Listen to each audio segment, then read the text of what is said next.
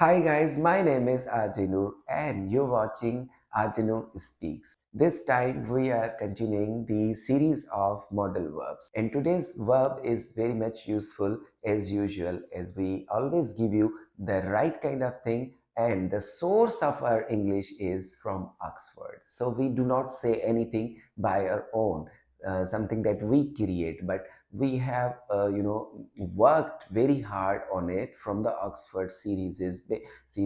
Many of the books we are referring the dictionary of Oxford and a variety of the books of Oxford publication for you so that you can get the authentic kind of information about English. So today we will start the use of may. At first it is used for the formal permission, means कोई भी ऐसी formal permission हो, जैसे हम classroom में inter होते हैं तो हम कहते हैं मे आई कम इन, तो वहाँ पर हम एक फॉर्मल सी परमिशन लेते हैं। या फिर हम ऐसे कह सकते हैं कि you may come if you wish, आप आ सकते हैं अगर आप चाहें। Another example, I think that's your favourite colour if I may ask. तो ये हो गया फर्स्ट। और नेक्स्ट की तरफ चलते हैं तो next use is indicating possibility, मतलब जब भी हम कोई चीज़ जो पॉसिबल हो, होने वाली हो, तो हम उसके बारे में भी मे में इस्तेमाल कर सकते हैं। जैसे हम कहें दिस शर्ट में बी हिज, मतलब ये शायद उसकी ही होगी। या फिर it may rain today because it's cloudy,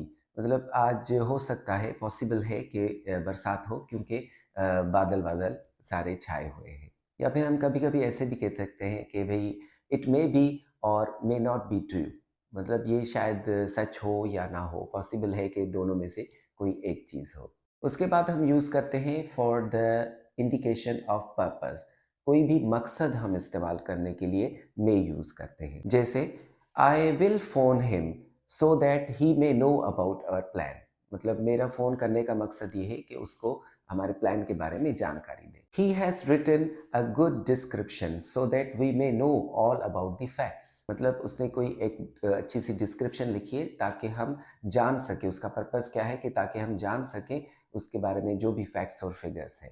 it is also very commonly used to express the wishes and hopes etcetera. जैसे आपने सुना होगा कि मे यू लिव लॉन्ग, जब आपको जो है वो अच्छी ज़िंदगी मिले, या किसी की शादी हो रही है या कोई कपल है तो उसके लिए हम कहते हैं कि may you be happy for ever. अब ये बहुत ही सिंपल है। उसके बाद हम जो मे बी यूज़ करते हैं, तो मे बी जो है वो एक एडवर्ब है और मे बी का वर्ड जो मीनिंग है वो है परहैप्स या फिर समथिंग लाइकली, मतलब शायद कोई चीज़ हो। जैसे हम कहते हैं may be he will come, it means perhaps he will come, शायद वो आ जाए। अनदर एग्जांपल, अगर कोई पूछे इज दिस ट्रू, तो हम कहते हैं maybe I am not sure, शायद लेकिन मैं श्योर नहीं हूँ। तो इस तरह से हम मे बी को एज एन एडवर्ब भी इस्तेमाल कर सकते हैं। उसके बाद कन्फ्यूजन क्रिएट होता है मे और माइट में, क्योंकि मे और माइट ज़्यादातर सिमिलर वे में इस्तेमाल होते हैं, लेकिन थोड़ा सा उसमें स्लाइट डिफरेंस है।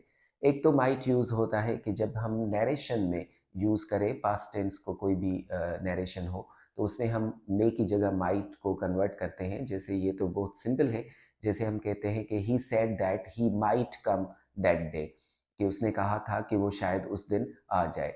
तो इसको तो हम नैरेशन में मे को माइट कन्वर्ट कर देते हैं, तो जिस तरह का भी मे हो तो वो माइट में ही कन्वर्ट हो जाएगा। लेकिन उसके बाद जो दूसरी वेरिएशन आती है वो है ये। सबसे पहले माइट यूज़ होता है वीक पॉसिबिलिटी, जैसे मैंने अभी कहा कि पॉसिबिलिटी के लिए हम मे इस्तेमाल करते हैं, लेकिन वहाँ पर स्ट्रॉन्ग पॉसिबिलिटी होती है। जैसे मैंने एक एग्जांपल दिया था कि it may rain today because it is cloudy, मतलब बादल है तभी हम थोड़ा सा श्योर के हिसाब से बोलते हैं और यकीन के साथ कि भाई हो सकता है बरसात हो, लेकिन फिर भी शायद होता है, लेकिन थोड़ी सी स्ट्रॉन्ग पॉसिबिलिटी होती है। यहाँ पर हम वीक पॉसिबिलिटी का यूज़ करते हैं, यानी हमें इतना यकीन नहीं होता कि वो होगी या नहीं होगी, मतलब हमें थोड़ा सा डाउट होता है।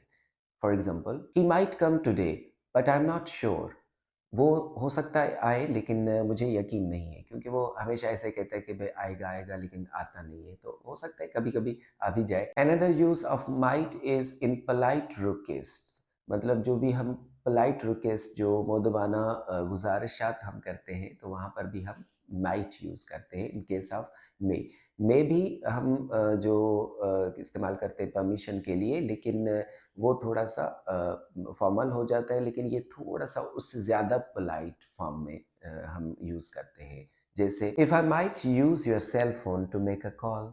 उसके बाद हम यूज़ करते हैं पोलाइट वे ऑफ सजेस्शन, मतलब किसी को भी सजेस्ट वगैरह करने के लिए हम थोड़ा-सा पोलाइट बनते हैं, जहाँ पर हमें नहीं लगता कि हमारा कोई हक बनता है, लेकिन फिर भी हम जो है वो बहैसियत इंसान उनको थोड़ी-सी सजेशन दे देते हैं, तो वहाँ पर हम माइट इस्तेमाल करते हैं। जैसे हम कहें, "you might try another way, perhaps it will be helpful."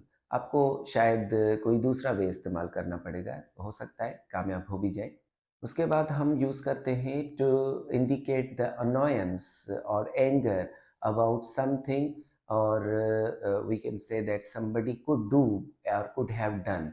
मतलब हम जब इस्तेमाल करते हैं कि भई कोई किसी को कोई चीज़ करनी चाहिए थी या करनी थी, लेकिन वो नहीं हुई, तो इसलिए हम थोड़ा-सा एंग्री हो जाते हैं, अनॉयंस दिखाते हैं, थोड़ा-सा हाइपर हो जाते हैं, तो वहाँ पर भी हम माइट इस्तेमाल करते हैं।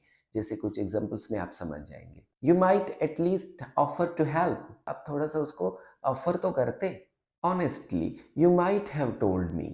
मतलब सिंसियरली, ऑनेस्टली आपको मुझे बताना चाहिए था। Another variation, it is used to emphasize on an important point. किसी भी इम्पोर्टेंट पॉइंट पर हम एम्फसाइज़ करते हैं, स्ट्रेस देते हैं, तो हम वहाँ पर माइट इस्तेमाल करते हैं। For example, he is very upset about what happened and so he might be.